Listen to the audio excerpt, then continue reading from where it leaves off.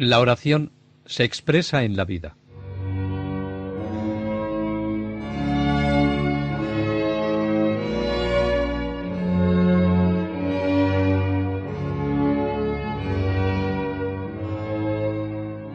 La oración que el maestro Ávila enseña ha de ser práctica. Así fue la que él ejercitó, que le llevó a esa identificación con Cristo a la que todos somos llamados. Por eso la oración que recomienda es la que va encaminada al ejercicio de las virtudes y de la verdadera devoción. Lo dice claramente en varios lugares. Por ejemplo, en el Audi Filia. Para que de este ejercicio de oración os sepáis aprovechar, debéis estar avisada que el fin de la meditación de la pasión ha de ser la imitación de ella y el cumplimiento de la ley del Señor.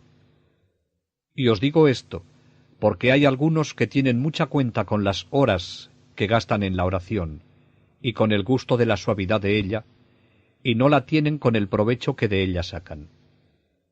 Piensan con engañado juicio que quien más dulcedumbre y más horas de oración tiene, aquel es más santo. En verdad, aquel lo será quien con profundo desprecio de sí tiene mayor caridad, en la cual consiste la perfección de la vida cristiana y el cumplimiento de toda la ley. Los santos no engañan, porque quien ora de verdad sabe que ésta debe manifestarse en la vida. Esta advertencia la repite en otros muchos pasajes, pero donde inculca esta verdad con más fuerza, acentuando enérgicamente en qué se ha de poner el provecho de la oración y en general de los ejercicios de la vida espiritual, es en la carta número 184 de su epistolario, que dirige a un discípulo para que con seguridad sirviese a Dios en el camino del Espíritu. Contiene una admirable doctrina. Si las recomendaciones de oraciones largas pudieron dar ocasión de algún error a sus discípulos, esta carta, que casi puede mirarse como testamento espiritual del Maestro en la materia, era para poner en guardia a los menos avisados. Habría que leerla entera para ver completo su pensamiento. Algunos párrafos pueden ser suficientes. Así que, hermano, como hay muchos que se engañan pensando que no hace al caso en el camino de Dios la devoción y el sentimiento de Él mismo, con el cual el alma se alimenta y apresura en el camino del Espíritu. Y este engaño tiene su raíz en la distracción que tienen las almas. De la misma manera, tenga cuidado con el engaño que tienen otros, que es más dificultoso de conocer y aun de curar, por cuanto debajo de mejor título creen que el verdadero amor de Dios es el sentimiento del mismo, en lo cual yerran mucho, porque no puso Dios su amor en que Él le dé sabor a usted, sino en que usted le sepa bien a Él, y entonces le sabrá bien a Él cuando por su amor padezca sin tasa y lo reciba todo de su mano, sin desechar ninguna cosa, y que haga más caso de aprovechar en las virtudes, en ser humilde, casto, paciente en su aniquilamiento, en sufrir y callar, en ser deshonrado por Cristo, con las demás virtudes, y no en sentimientos ni devociones sensibles. Esto no se ha de buscar, y lo otro sí. En las virtudes no hay peligro, ejercitándose en ellas por Dios. Y en las dulzuras y sentimientos espirituales, sí. De distintas maneras repite esta doctrina a lo largo de la carta. Tendríamos por muy loco, y con mucha razón, a quien se proveyese de pedazos de vidrio, confiado en que relucen, y pensase que con aquello había de comprar grandes posesiones, y por otra parte, menospreciase el oro y las cosas de verdadero precio para el fin de lo que desea. Pues mucho más loco es, y de más peligrosa locura, el que se contentase solo con fábulas y con cosas falsamente entendidas, y con gustillos de niños, y con sanar superficialmente de sus enfermedades, y con imaginaciones y cosas que tienen sólo apariencia, y en lo de dentro no tienen fundamento, ni hay fruto sobre el que estribe. Y lo peor es que estos, que sólo buscan su consuelo y su gusto en las cosas divinas, si son avisados por personas que ven el engaño en que están, se cuidan poco de tomar aviso tan sano, y buscan de nuevo maestros que les aprueben su vida carnal y les hagan compañía en su peligroso camino. Con claridad pone de relieve el engaño y falsa santidad a donde puede conducir la oración, en la que se pone la fuerza en el sentimiento y no conduce a la práctica de la virtud. Por eso dice que en estos casos no hay verdadera santidad, sino falsa. La santidad de ahora, hermano, se compone de tener grandes deseos en la oración y cometer grandes pecados en la conversación. Lloramos allí los dolores de Jesucristo y luego procuramos proporcionárselos a los prójimos. En el rincón reverenciamos la paz del Hijo de Dios y luego ejercitamos la ira y deshonramos y afligimos a los compañeros. Callamos una hora y hablamos todo el día. De manera que, sacado en limpio, nuestro aprovechamiento espiritual consiste en irnos allí a callar, orar y pensar en Dios, dándole esto como por precio de lo que deseamos y buscamos, que es devoción y deleite, y luego nos quedamos como antes. Y nuestra santidad es de molde, porque nunca crecemos, ni se trata de este punto, siendo el principal que debemos tratar y ejercitar. Mucha gente va engañada por este camino. Dios lo remedie. La oración no hay que basarla en los gustos, sino en el cumplimiento de la voluntad de Dios. Y a esa unión con el querer divino es a lo que debe encaminarse todo, la oración y la vida. Esto es lo que vivió y nos enseñó Jesucristo, y es el camino seguido por todos los santos. Y así, en esta misma carta, dice San Juan de Ávila que la santidad verdadera consiste en la unión de nuestra voluntad con la de Dios. Por eso, hermano, intentamos abrirte los ojos y que vean, y despertarse de sueño tan grande y pesado. Por eso, amigo, entre dentro de sí, y comience siempre de nuevo a andar en el camino de la mortificación, cuidándose poco de lo que a usted toca y mucho de lo que Dios quiere.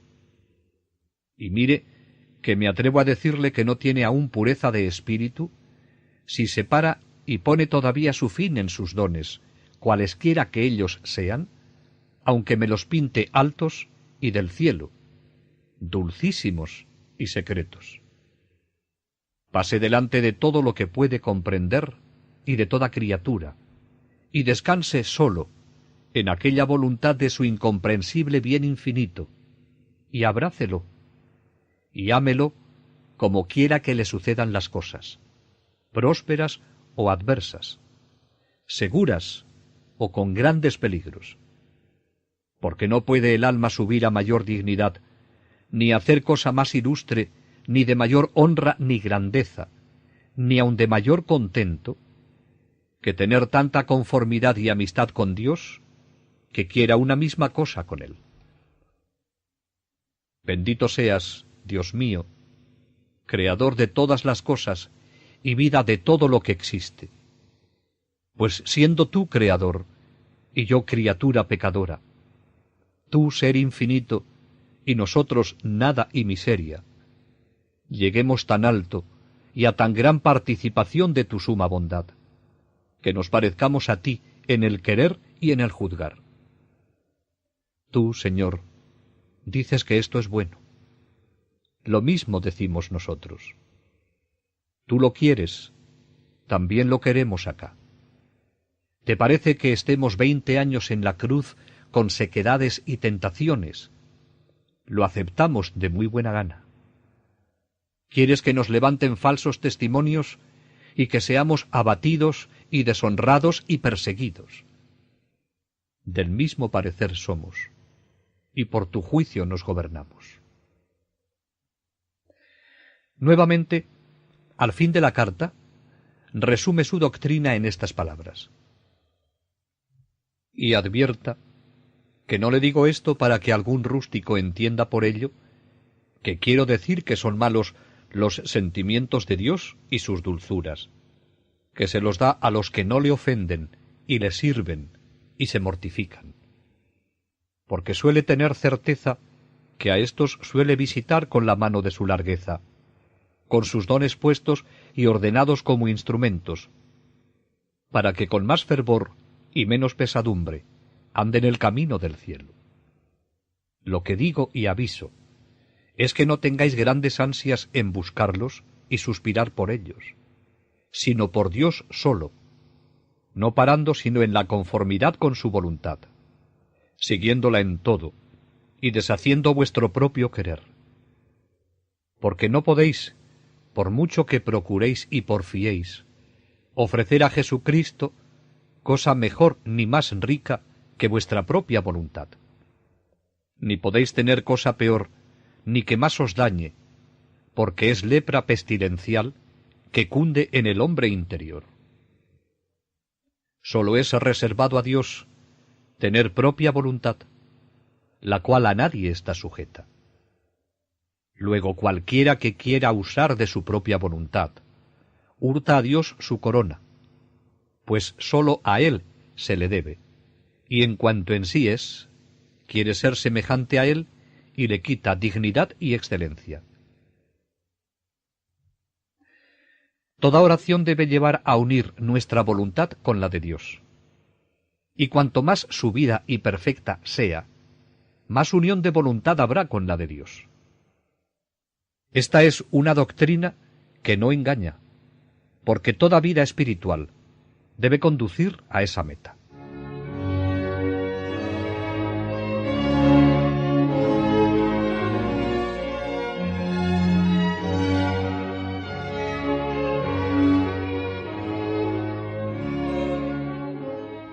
San Juan de Ávila nos da un medio sumamente eficaz para perseverar y crecer en el bien. Y así propone el examen de conciencia como el medio cotidiano de discernimiento para avanzar en el camino espiritual. Es otra forma de orar a la que los santos dan mucha importancia. Hoy se constata una falta de aprecio del examen. Quizá no se discuta su conveniencia, pero se detecta la falta de práctica, sea del examen de conciencia diario y para la confesión. La sociedad actual trata de evitar toda actitud de reflexión. Impone con prepotencia hábitos que llama de espontaneidad, y que en el fondo son dependencias de lo que la sociedad ofrece.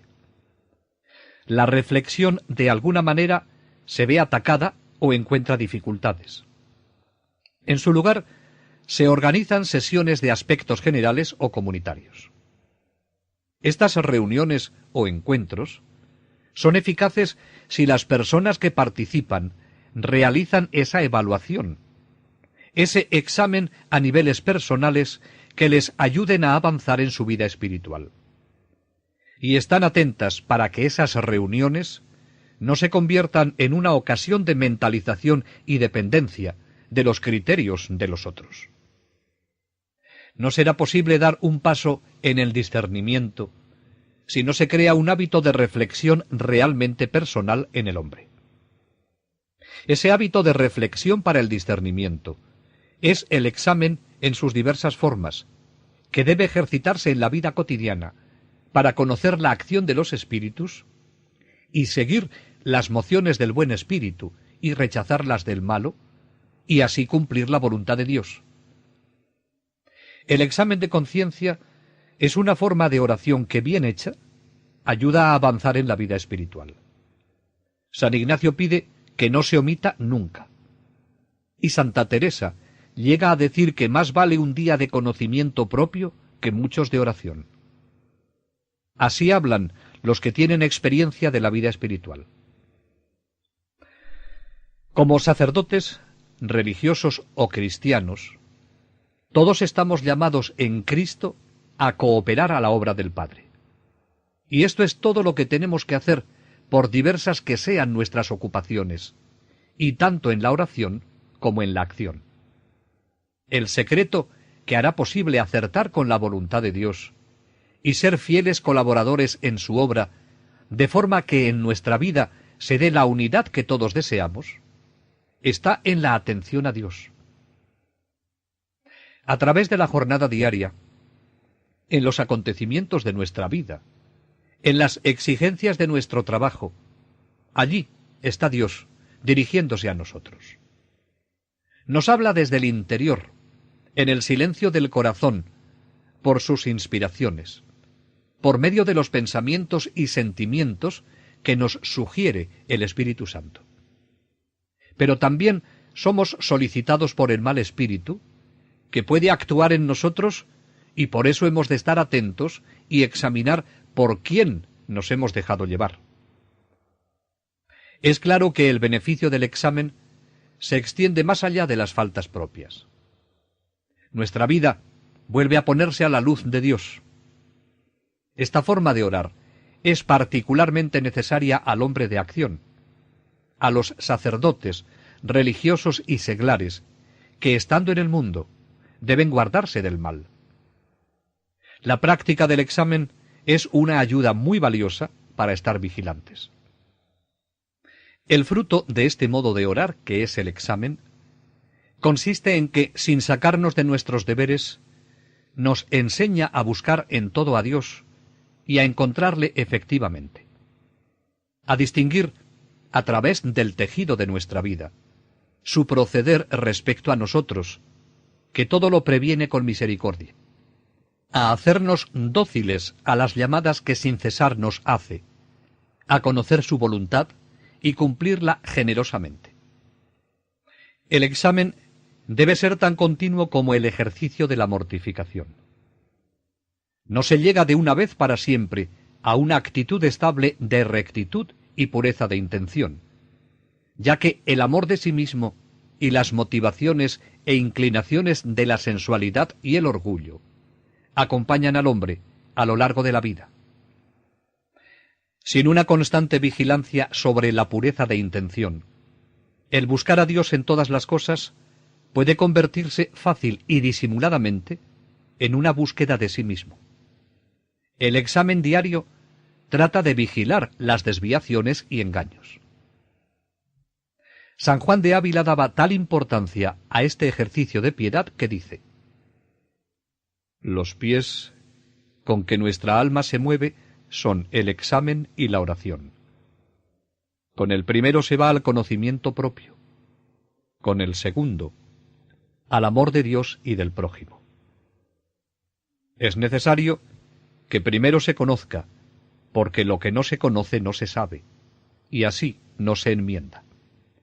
De donde viene que muchos, por no ejercitarse en conocerse, viven a su parecer seguros en estados muy peligrosos, pero que si se hubiesen ejercitado en conocerse, no estarían en ellos tan ciegos, juzgando la demasía por cosa necesaria, y lo que daña por cosa que cumple, y aquello por lo que se pierde el alma, por cosa en que va la vida. En fin, los más tienen estas cataratas de la honra y la hacienda, por donde miran las cosas de acá como en un espejo. Además, las cosas pequeñas y bajas les parecen grandes, hasta que viene aquel espejo de la muerte, en el que se ven las cosas claras y del tamaño que son. Con qué claridad y libertad hablan los santos. Y la razón es porque no se buscan a sí mismos, ni pretenden agradar a los demás, sino la voluntad de Dios y la salvación de los hombres, a los que no quieren engañar llevándoles por falsos caminos. Y se ve que el mal que ahora padecemos Él también lo detectaba en su tiempo. Impedir la práctica del examen. Por eso dice: viendo nuestro enemigo el provecho que saca de esta ceguera de los hombres, y el que nosotros sacaríamos del examen de nuestras conciencias, pone tanta ceguera en estorbar este ejercicio, que sólo alguno sale con él. Él pasa fácilmente por todas las devociones, ayunos y aun por los sacramentos, porque todo esto lo pueden hacer los hombres sin mudar la vida y las costumbres. Pero que trate el hombre de conocerse y enmendarse, este es un trato limpio y seguro, que hace a su dueño rico y bueno, y sin éste, ninguno está seguro en su conciencia. Sabiendo las dificultades que surgen de esta doctrina, sale al paso con tanta claridad como humildad. Podrá usted decir que por qué pongo tanta fuerza en el conocimiento propio, puesto que vemos a muchos que se conocen y no se enmiendan, y uno de ellos soy yo. Y aunque sea contra mí, volveré por la verdad como por hija de Dios. Si yo me conozco y no me enmiendo, es porque me engaño, que pienso que me conozco, y no es sino que me lisonjeo y doy colores a mi apetito. Y esto más es arrullar la conciencia que despertarla. Mas quien se recoge para considerar sus defectos como si fueran los de su vecino, y desaficionado de sí mismo, se mira y se conoce, ¿cómo es posible que se sufra si no se enmienda? No se contenta con ponderar la importancia del examen, sino que como buen pedagogo enseña a hacerlo. Un poco antes de que anochezca, recójase en su habitación, a donde esté con más sosiego, fuera de todo ruido. Antes de que llegue al lugar de la oración, puesto en pie, considere qué va a hacer y con quién va a tratar. Lo que va a hacer es dar cuenta al Señor de cómo le sirvió. Y por eso ha de ser la cuenta clara, verdadera, sencilla, que a quien se la damos no soporta los pretextos, cuanto menos las mentiras, ni en los pensamientos. ¿Qué hará en las palabras y en las obras? Imaginado esto, considere luego que está en la presencia de Dios, que todo lo abarca y lo llena. Puesto de rodillas y hecha la señal de la cruz, puede decir el Salmo 70. Luego, sentado, o como esté más descansado, eche la cuenta de aquel día. ¿Cómo lo ha gastado? Comenzando desde que se levantó, hora por hora, hasta el punto en que está. Examine los pensamientos, las palabras, las obras y las negligencias. Sabe muy bien San Juan de Ávila la importancia que tiene el conocer de dónde procede el mal, y por eso aconseja: preste más atención a su inclinación natural, que en los que se examinan es fácil conocer, y sobre ésta haga más fuerza y procure más la enmienda. En este tipo de oración no se trata sólo de conocer lo que hemos hecho mal, sino que debe ser una verdadera oración. Por eso le dice que una vez terminado este proceso, considere delante de sí a Cristo crucificado y no muerto, sino que le mira vivo y le espera con los brazos abiertos. Mire qué obras hace por usted en la cruz, y las que usted le ha hecho a él y le hace cada día.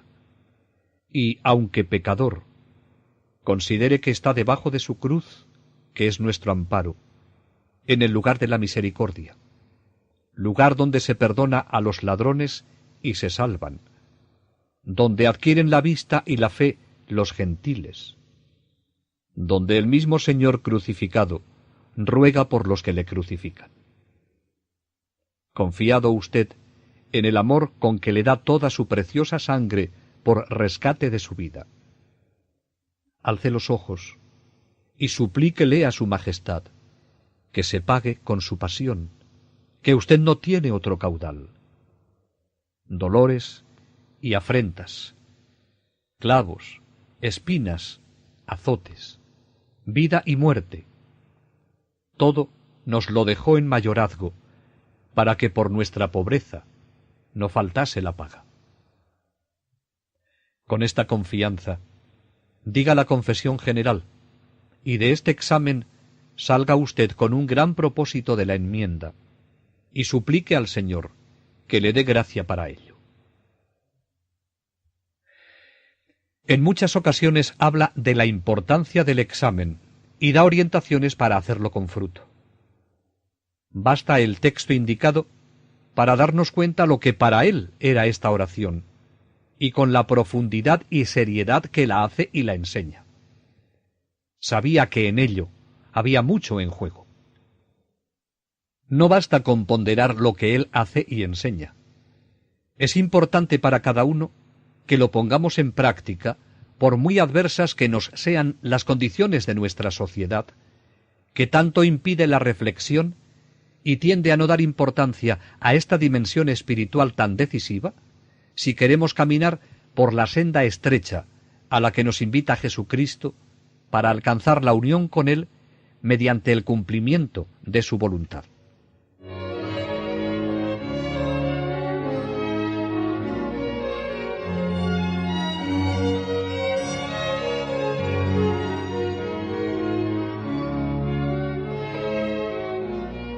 La importancia que San Juan de Ávila daba a la oración retirada, sea del examen o de la meditación y contemplación de los misterios de la vida de Cristo, se deduce por las horas que él empleaba y por lo que aconsejaba.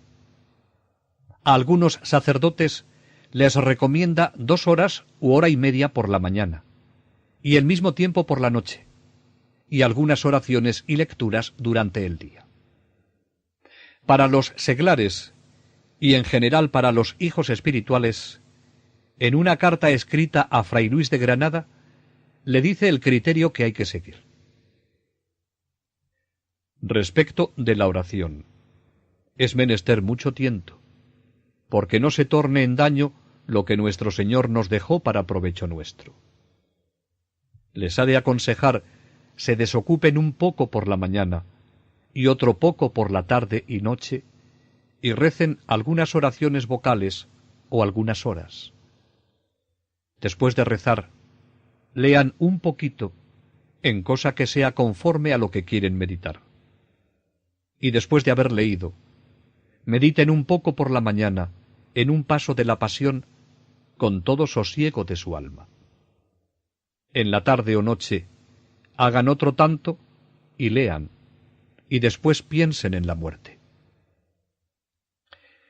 Estos consejos dados por tan buen maestro quizá le impulsaron a Fray Luis de Granada la composición de sus devotísimas meditaciones sobre los novísimos y sobre la pasión. Quienes han seguido sus enseñanzas han logrado llegar a esa oración que todos deseamos. Por eso no conviene pasar por alto las indicaciones que nos hacen los santos, evitando el recurso que siempre tenemos a mano.